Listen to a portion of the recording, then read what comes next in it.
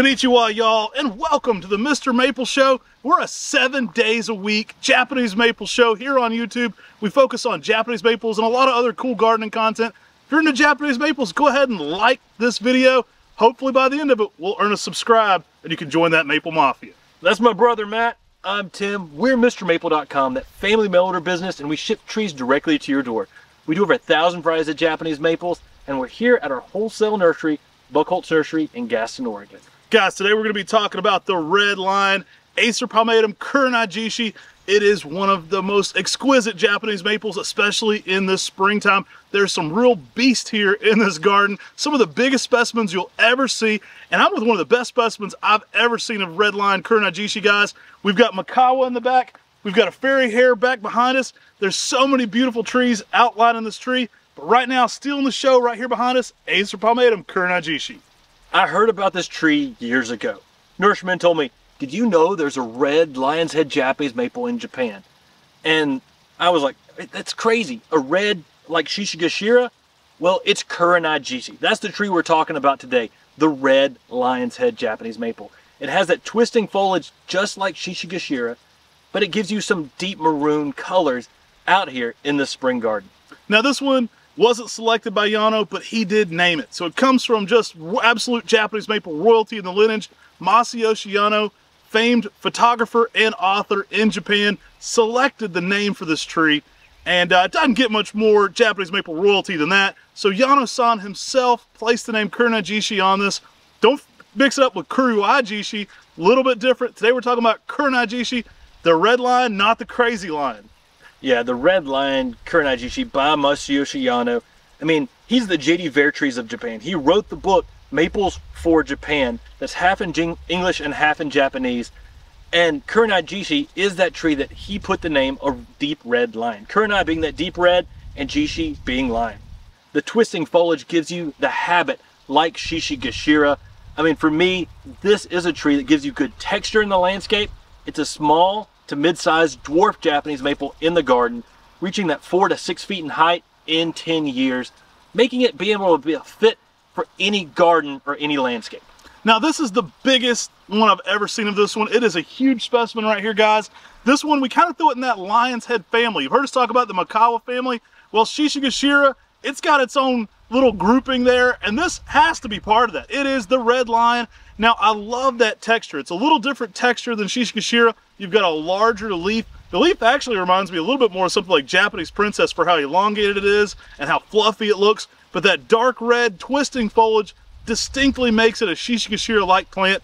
That dark maroon, too, is one of the darkest in all of maples. Now, guys, this will get to more of a green midsummer with reddish new growth, so you'll get some accents over top of it. It contrasts with itself very nicely.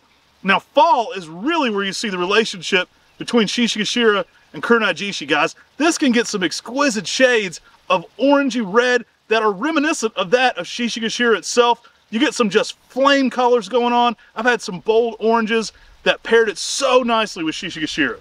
Now, I have had some people take this tree and grow it in deep, deep shade. If you grow this in too much shade, you won't get the red colors on Kurenai jishi that you will with a little bit of sunlight. So morning sun to full sun in most climates is going to be great. In a zone 9 and heavy zone 8, you may have to give it some protection from that hot afternoon sun. But the colors on this tree are just unreal. It's a highlighted, almost picked up like brick red, maroon red, that is unlike many of the other Japanese maples. And with that twisting, curling habit, this is an excellent tree to add a new dynamic and texture, but it's also a tree that can make a great container plant as well. I mean, it's got that upright stoic structure, and in a container, I mean, it'd be awesome to have 2 of these just flanking a garden as your entranceway. I mean, it makes a bold statement in the garden, and that's what Japanese maples do, and Kurenai jishi does it well. Guys, no Makawa family would be complete without this tree either. Put it in the Shishigashira family, but I've got one of these in my Makawa Yatsubusa garden. It's one of the best reds you'll get. That dark red with that pinkish new growth absolutely shows out. It's so beautiful. Now, this is one of the biggest specimens you'll ever see of this. This was a massive one of the first ones in the country. Talon actually has pictures of this tree with Yano-san when he named it. It's got such a cool lineage going on there, and Talon was one of the very first people to receive this tree into America from Yano. It's absolutely a star in the garden.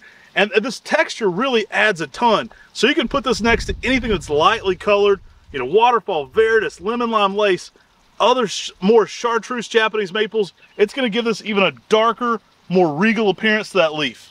I say pair this with something like a Golden Falls or a Dragon Master. When you do that, you're going to have that yellow cascading habit, contrasting the habit and the color against the deep maroons of the red Lion's Head Kurenai jishi. Now this is going to work zones 5 through 9. One of the keys for any Japanese maples is well-drained soil. They don't want to be in boggy or wet feet, so make sure it's not in a pot that doesn't have good drainage. If you don't have a hole in your pot, you don't have a pot, you got a bowl, eat cereal out of that, skip the Japanese maples for it. Japanese maples need good drainage, so make sure the spot you're planting it is slightly elevated or slightly raised. That'll give you just a little added advantage there on this dwarf.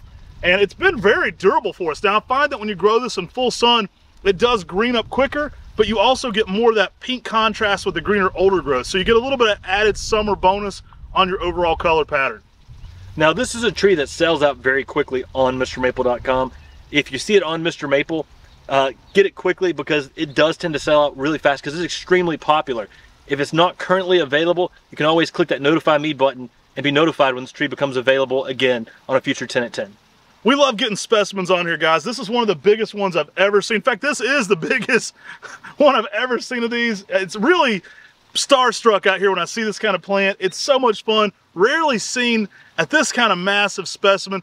If you like that kind of thing, make sure to subscribe to our channel. We try to get big cultivar specimens on camera whenever possible. It'll help you better evaluate them for your own garden. And it also gives you some insight, you know, when you're learning about Japanese maples, of the potential for these beauties to reach. Absolutely love doing that. Hopefully we earned your subscription on the Mr. Maple Show today. So make sure you're subscribed here on the Mr. Maple Show on YouTube, but also go to MrMaple.com and subscribe to our weekly emails. We love Japanese maples and we love sharing our passion of Japanese maples with you. Take care. God bless. And have a great day.